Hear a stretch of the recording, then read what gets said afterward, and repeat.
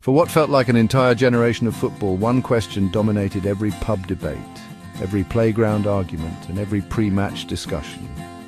Gerrard or Lampard, it was the great English football debate of the 21st century. You simply had to pick a side. In one corner, you had Steven Gerrard, the heart and soul of Liverpool Football Club.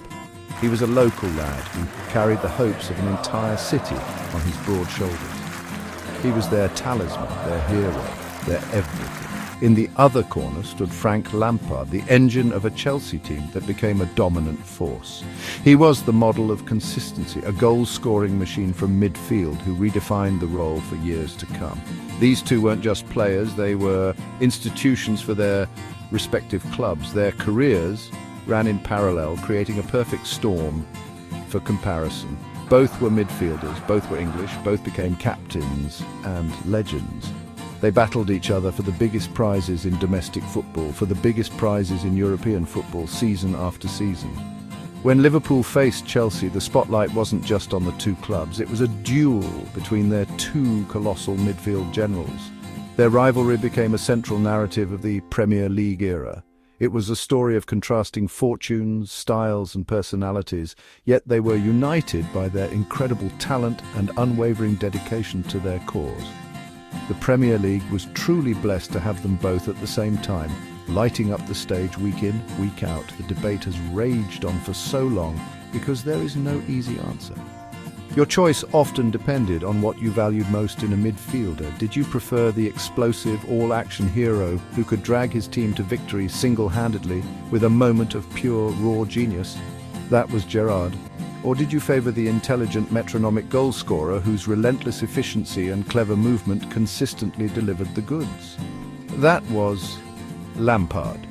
Each player represented a different brand of midfield excellence, and their enduring legacies are a testament to their phenomenal abilities. They set a standard for English midfielders that has rarely been matched since their departure from the game. When you look at the raw numbers, the story becomes even more fascinating. Statistics don't tell you everything, but they certainly provide a compelling argument, especially for Frank Lampard. Lampard played 609 games. He scored 177 goals, and he provided 102 assists, one of the very few players to reach a century in both categories. His consistency was his superpower. On the other side, Steven Gerrard's Premier League statistics are just as impressive. He played 504 games for Liverpool. He scored 120 goals and registered 92 assists.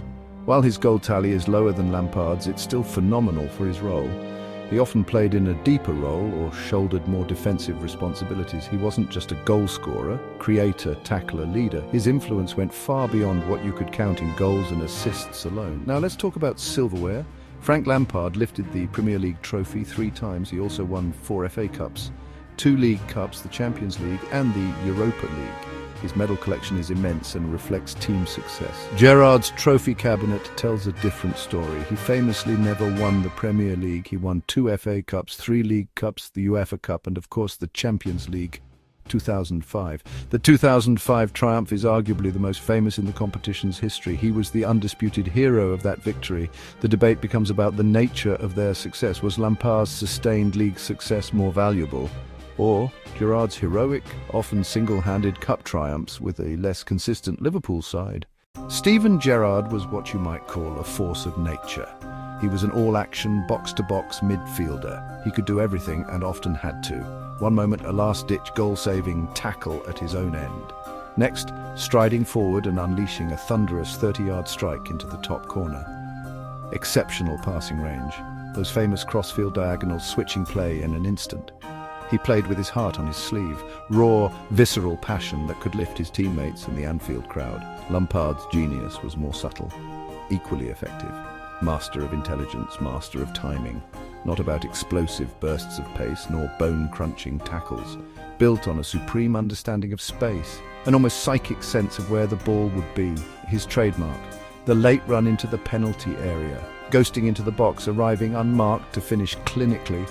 A skill honed through hours of practice and study. One of the most intelligent players of his generation, a thinking man's player. The key difference, their primary focus.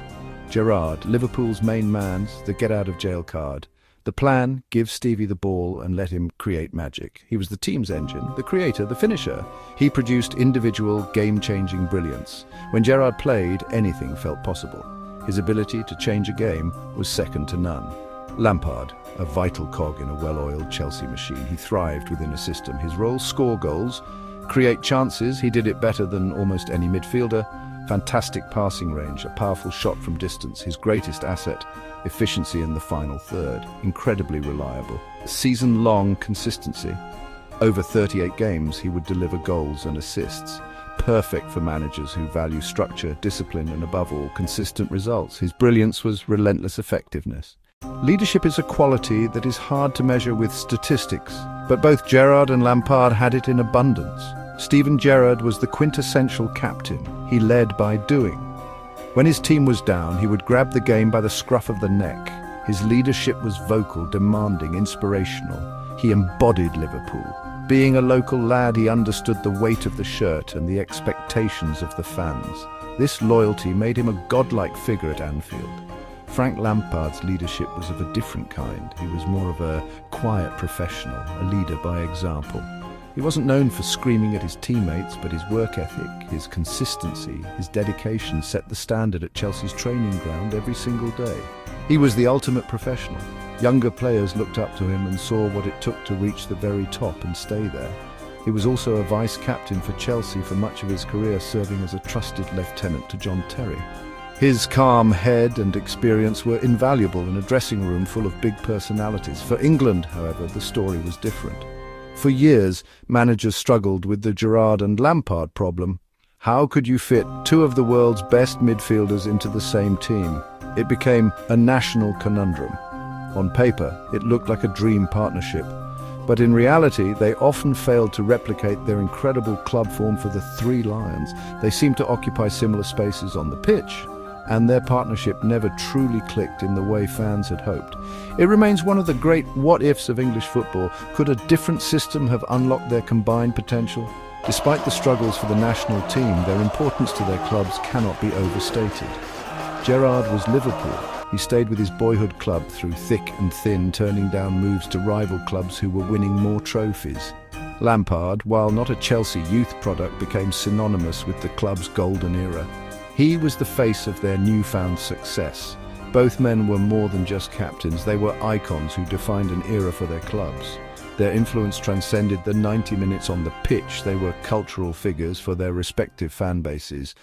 A player's legacy is often cemented by their defining moments, those flashes of brilliance that are replayed for years to come. For Steven Gerrard, there are almost too many to choose from, but two stand out above all. The first is the 2005 Champions League final in Istanbul. At 3-0 down to AC Milan at half-time, Liverpool were dead and buried. Gerrard scored the first goal back, a looping header, and sparked the greatest comeback in the competition's history. The second is the 2006 FA Cup final, now known as the Gerrard final. With Liverpool trailing West Ham 3-2 in injury time, a crippled Gerrard, suffering from cramp, unleashed an astonishing 35-yard volley into the bottom corner to force extra time. Liverpool went on to win. These were moments of pure individual heroic genius. Frank Lampard's defining moments were perhaps less dramatic but no less important. In 2005, he scored both goals in a 2-0 win away at Bolton Wanderers to secure Chelsea's first league title in 50 years. 5 years later, in 2010, he scored a remarkable 22 league goals from midfield to help Chelsea win the Premier League again. Then there was the 2012 Champions League final. With John Terry suspended, Lampard captained the side to victory. He calmly scored his penalty in the shootout, leading his team to the Holy Grail. So who was better? The truth is, it's an impossible question to answer definitively. And that's why the debate is so brilliant. If you value statistics, consistency, and trophies, particularly league titles, then Frank Lampard has an incredibly strong case. His goal record for a midfielder is unlikely to ever be beaten, and his medal haul speaks for itself. He was a model of efficiency and intelligence, a guaranteed match winner over the course of a long season. He was, by any measure, a phenomenal player who maximised every ounce of his talent. However, if you value a player who could single-handedly change the course of a game with a moment of sheer, breathtaking magic, then you would probably choose Steven Gerrard. He was a player of higher peaks, a force of nature who could rescue his team from the brink of defeat. He played for a team that was often weaker than Lampard's Chelsea, meaning he had to do more himself. For many fans, football is about those unforgettable, emotional moments, and nobody delivered those more often or more spectacularly than Steven Gerrard. Perhaps the best way to settle it is to say this: if you wanted a player to win you a league, you'd pick Lampard. But if you wanted a player to win you a single must-win cup final, you'd pick Gerrard. In the end, English football was blessed to have them both.